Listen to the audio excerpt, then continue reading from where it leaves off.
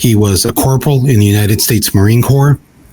He served in Iraq in 2003, and one of our producers of this film, Nikki Lazar, was looking for people and covering a panel of military families speak out against the war that had members of Congress there, Congressman John Conyers from Detroit, Maxine Waters from LA, and Diane Watson from Abdul, where was from California, right? Yeah, LA.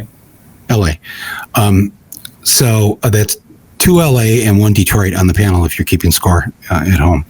But he gave a sort of an impassioned speech, comment there, and Nikki went over and talked to him, and then came back, and we thought we would ask Abdul if he would like to be in the film. And so we talked to him, we interviewed him on camera, we did a lot of shooting around Capitol Hill, and then I asked him if I was going to ask members of Congress as they went in and out of their congressional buildings if they would be willing to send their son or daughter to Iraq and see what they would say.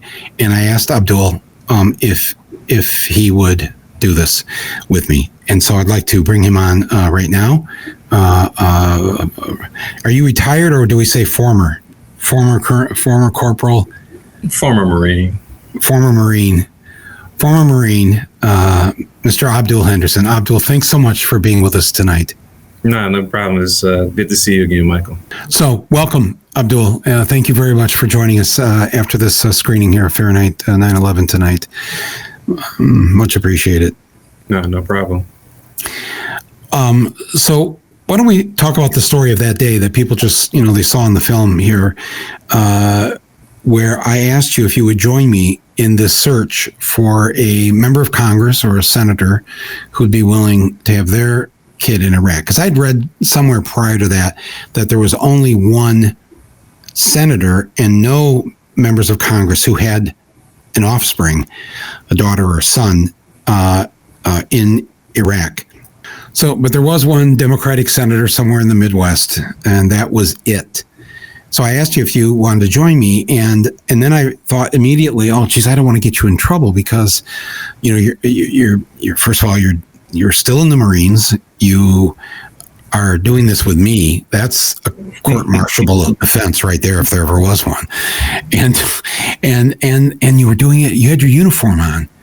And I thought, my dad was a Marine, so I kind of know the rules. And I thought, oh, this is really going to get you in trouble. Just walk me back to that moment there where we were discussing this before we decided whether or not we should risk your entire career. Yeah, no, when I remember we had the conversation about wearing my uniform, I was just like, let me think about that one. Right. So you were worried about it. Oh yeah. No, I legitimately. Yeah. Oh yeah. No, that was going to be life changing because I had to make the decision that was virtually going to end my military career. Right. Right. Future advancement. Yeah. Right. And you thought about maybe you would stay in the Marines, or? Originally, I wanted to. I wanted to be a pilot. I had planned on doing 20 years, but after Iraq, my whole disposition changed. I just, they called Iraq the sandbox, and I didn't want to play in the sandbox anymore. I remember when we were talking there before we started approaching members of Congress, I asked you if called, because you're still in the Marines, would you go back after everything you'd seen in Iraq? And you said no, on camera. And then I remember stopping and saying, do you want to say that on camera? And you thought about it and you said, yes, I do, because it's the truth. I'm not going to go back and participate. And you had already, I think, told us too about how you felt about what you saw there in Iraq. So I said, okay, well then, I guess worrying about wearing your uniform is not your biggest concern now, because you're going to say publicly that you are going to disobey an order if you have an order to go back and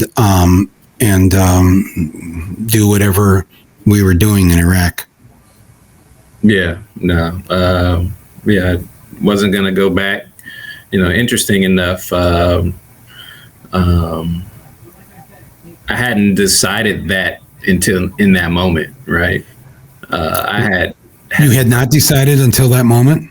Yeah, it wasn't until then. I hadn't thought about it. Like, I knew it was potentially going to get me in trouble, but I had not thought about it. But I knew how I felt, and so when you asked me, it was really simple for me at that point. I was like, nah, I'm not going back. Like, it's not worth it. And you explained a little bit in the film, but for the people watching here right now, the reason that you were not going to go back and participate in what you felt was this immoral, illegal war. I mean, just explain how you got to that position. Yeah, just from what I saw is that Iraq posed no immediate threat to America. What we were told was all false.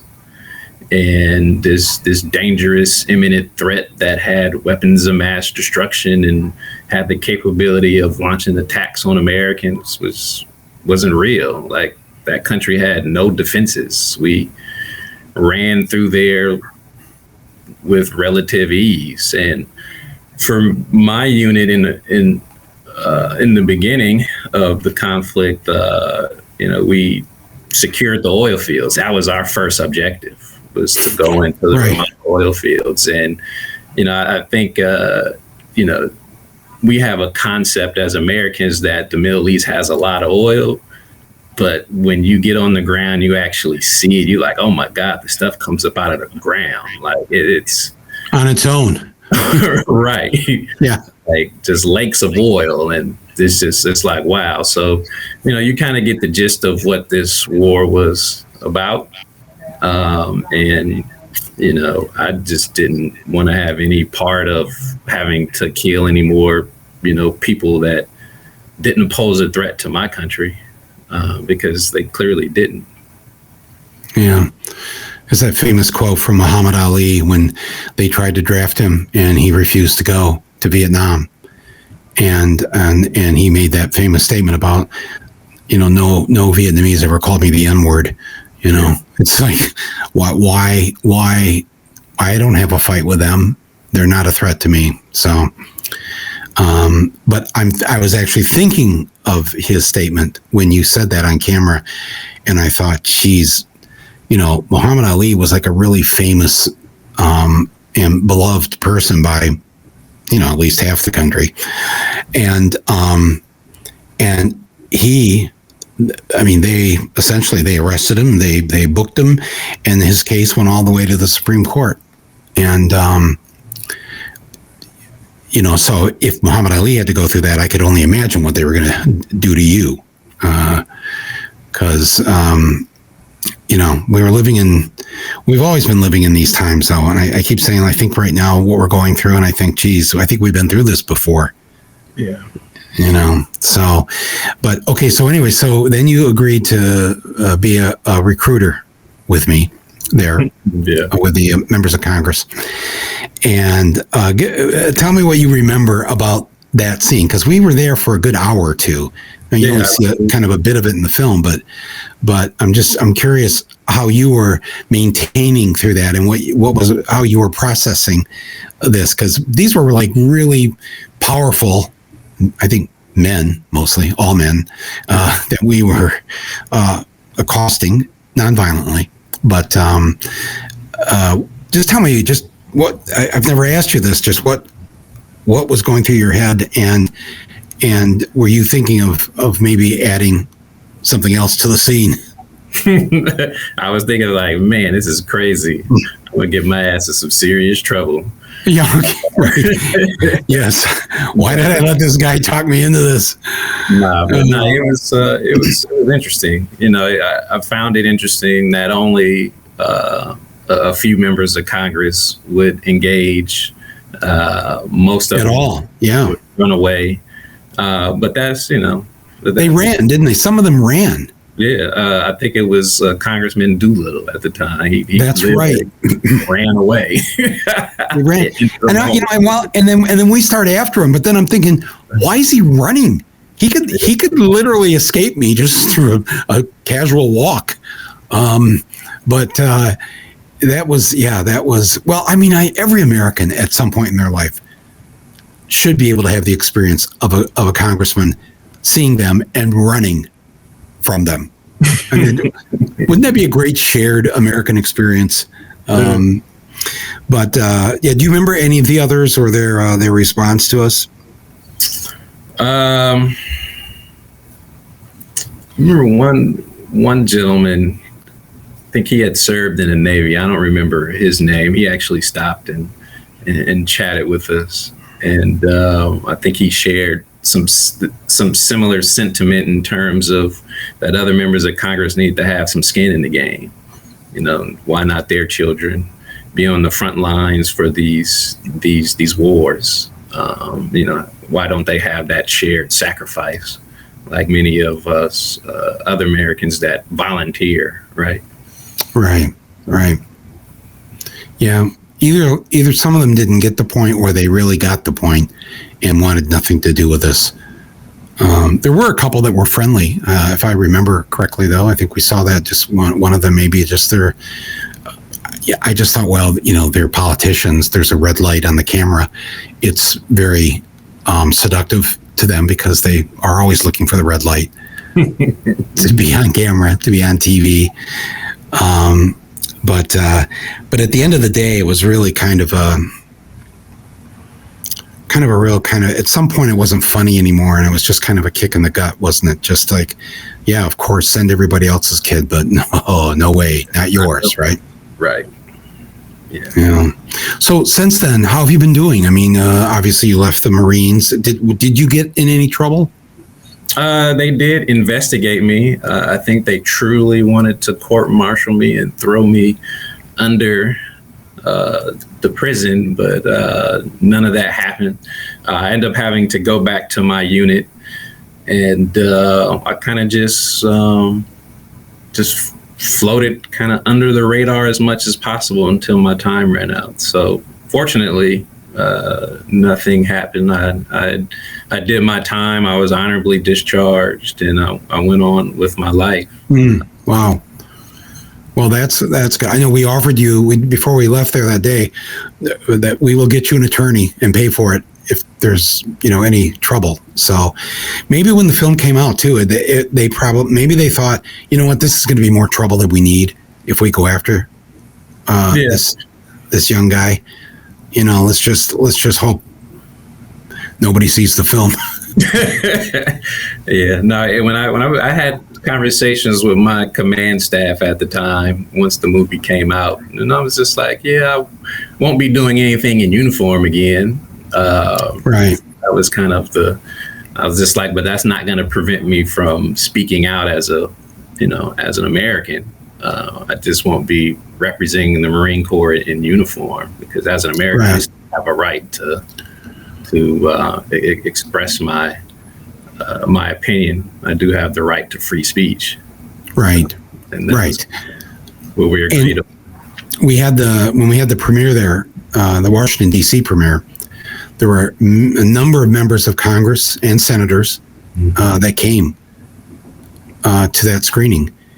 And more than once, pulled me aside and said, if that young Marine needs any help, just let us know. And I said, I will.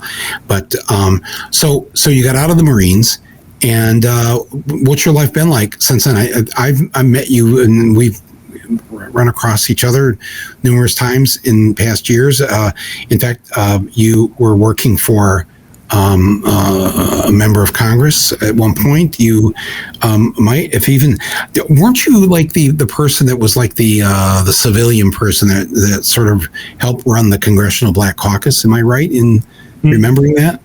Yeah. So so the first representative, I worked for Diane Watson. I ultimately became her chief of staff, and then she retired, and then I worked for Karen Bass, who replaced her for a very short period. Right. Then I actually went on to work at the Department of Veterans Affairs, where I led the department's international engagement, working with our allies, mainly Canada, Australia, New Zealand, and the United Kingdom. Actually did some really good work in helping veterans in that space. Did that for a few years, and then I went back to Capitol Hill as the executive director of the Congressional Black Caucus. Wow. Okay, already this is better than being a movie star. Everything you just said is so, and makes a far greater contribution to our society. So, wow. So that's right. I remembered that, and I thought, damn,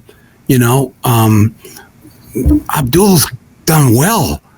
But we sort of knew that about you anyways, that day there in DC. You were a very special person, and had guts and the courage to do this on camera, all of that. So how's life been since being the executive director of the Congressional Black Caucus? Well, it's been interesting.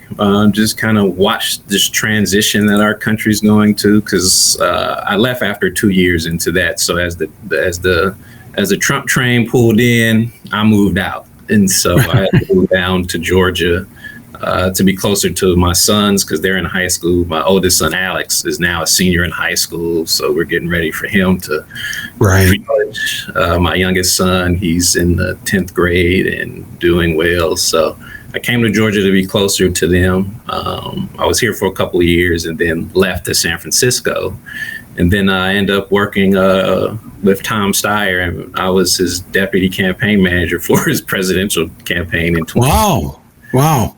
Yeah, so a lot's been going on, but now I'm back in Georgia. I'm running a mental health nonprofit called Mental Health America of Georgia, and we're trying to get Georgia from being last place in terms of access to mental health care, and making sure that they enforce the parity law to make sure that insurance is going to cover mental health and substance abuse care that people that are paying for insurance expect. So right. I know we have to get to that place where when we talk about healthcare, we're not just talking about medical care. We're talking about mental and dental, or mental dental is what I would put on my bumper sticker if I was running for anything. But no, we need all of this because it's all connected. And I'm so glad to know that you're doing this there in Georgia. That's such important work, Abdul. And everybody knows that now. I just, I hope Biden knows it, because when they're ready to push forward on the, getting universal health care for everyone, that's got to be part of it. Yeah, I hope so too. We have a long way to go. This pandemic has definitely showed some huge fissures in the system, and unfortunately, we weren't prepared to deal with it, and we're suffering from the consequences of not being prepared. Right. How have you and your family been with COVID? Is everybody okay? Everybody's fine. Interesting enough, everyone had got COVID at some point, but me. And Grandpa Nate, who is now deceased, he had passed away from Parkinson's, dementia-related stuff. I'm sorry. But everybody's fine. We're all vaccinated, so we're just taking measures to stay safe and maintain a good balance. Right. Well, we all have to get through this because we have a lot of work to do. So, is there anything you'd like to say? People are watching you, just to give you the final word here, to just speak directly to all these people who are very concerned about, I think, a lot of the things that are going on right now, and the various fights ahead of us, and those who want to stop President Biden from enacting the things he's trying to do.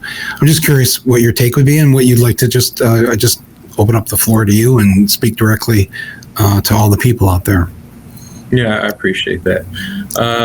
One, I would just like to thank everybody who supported me through a very difficult time and going through that process. Because at the time when the film did come out, 90% of everybody was in support of the war on terror, right? Right. Yeah. And so for those who supported me through that and taking that stance, I really do appreciate and love you all.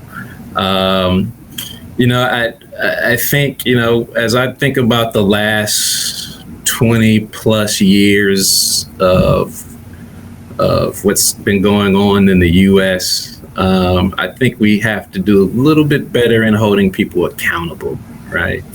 We still have an issue of accountability in this country. We've allowed elected officials to go on to just do status quo when the American people are clearly moving in a different direction. Our country is a lot more diverse, but we still see tremendous lack of diversity and equity. People need to stay involved in civic engagement. That is the bedrock and foundation of our republic. And in order to maintain that, one, we have to be engaged. One, we must demand and seek the truth. And we have to stay informed. We can't just read clickbait and decide that it's fact. We have to go a little bit deeper than that. And we need to question what people tell us. There's ways to do it with civil discourse. We don't have to hate one another.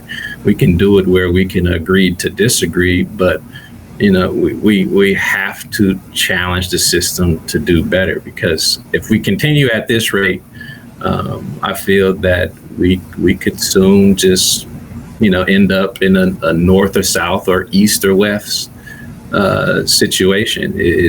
We're coming at a serious crossroads right now. But the good thing is I always believe I'm very hopeful in people. There are a lot of great people that are doing a lot of great things, and I will continue to work with you, Michael, and others that are promoting fairness and justice for everybody. And I've been committed to that fight even before we met, and that's I'm committed to that as a middle-aged adult now. Right. Yeah, it's not time to retire from that. Not yet. No. So all of us have that responsibility. Well, thank you for those good words to people out there who are watching this right now. And thank you so much for being in my film. Thank you for taking that risk. I was grateful then. I'm grateful now. And watching this film now, all these years later, so proud to have been able to stand there beside you and disrupt that particular day for a certain number of members of Congress. So thank you for doing that. Yeah, and I really appreciate you. Some of the time that we even spent doing the 2004 election cycle. Yes. Going around in the battleground states. That was great. That was great. So I appreciate the work that you and your team does to keep people engaged, and it's been one of the proudest moments in my life to stand by you in that fight. Back at you on that one. Thank you so much, and let's make sure we stay in good touch, and let me know if I can help down there in Georgia.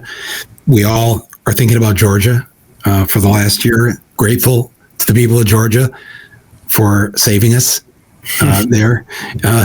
Not quite completely saved yet, but man, it would have been much worse without those two senators being elected. So, man, something is rocking there in Georgia. I'm glad you're part of it. So, be well and take care, Abdul. And let's talk soon. Yes, good seeing you.